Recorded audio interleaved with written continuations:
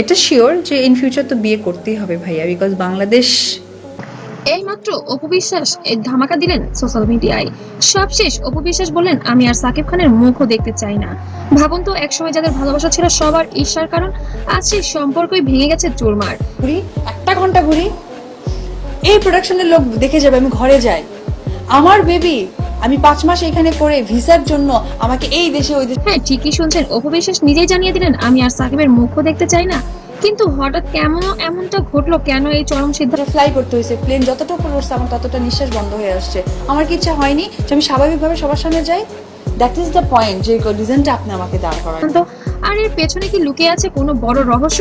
আজকের ভিডিওতে আমরা জানাবো শুরু থেকে শেষ পর্যন্ত পুরো ঘটনাটি কি ঘটেছিল। একটা সময় ছিল যখন সাকিব খান আর অপু বিশ্বাস এইভাবে আর কতদিন? আমার তো সন্তান, আপনাদেরও তো সবার সন্তান আছে, তা আমার সন্তান কিসব? ছিলেন ঢালিউডের সবচেয়ে বড় জনপ্রিয় জুটি।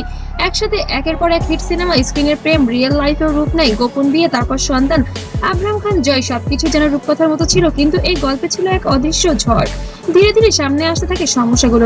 না তো আড়ালে থাকবে, রাত 8টার দিকে কেন আমি তাকে ভ্যাকসিন দিয়ে সারা রাত কান্না করাবো? আমার সন্তানকে তো আমি রাত দুপুর 2টায় ভ্যাকসিন দিব। বিডিআর খবর, ভেতরের ভেতরে দূরত্ব। অবশেষে একদিন সবকিছু প্রকাশে আসে। অপু বিশ্বাস লাইভে এসে জানান তিনি সাকিবের স্ত্রী। এই এক ঘোষণায় বদলে দেয় সবকিছু।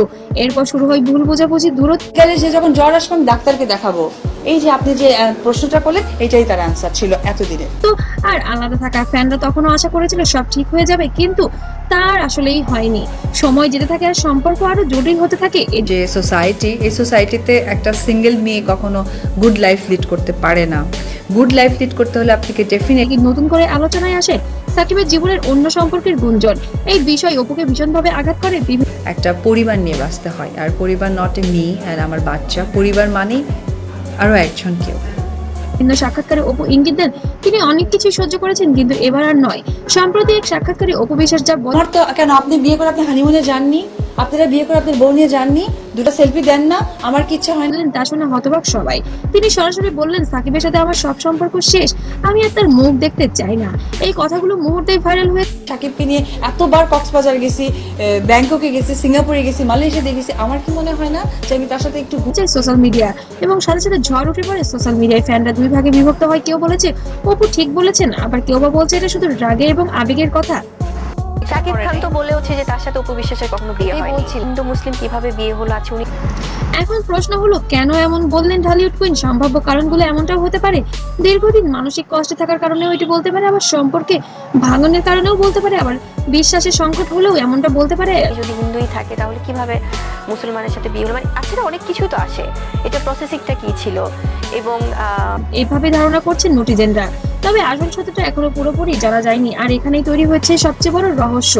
একটা সময় যাদের দেখে মানুষ ভালোবাসা শিখতো, আজ তারা একে অপরের থেকে অনেকটাই দূরে। যে মুখ দেখতে রাজি না, এই গল্পটা শুধু এক সেলিব্রিটি।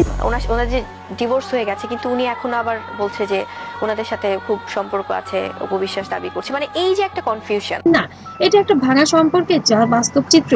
শেষে শুধু একটা প্রশ্ন, সত্যি কি সব শেষ, নাকি আবারও ফিরবে এই পুরোনো দিন? কমেন্টে জানাও তোমাদের মতামত। আর ভিডিওটি ভালো লাগলে অবশ্যই লাইক, কমেন্ট, শেয়ার করতে ভুলবে না।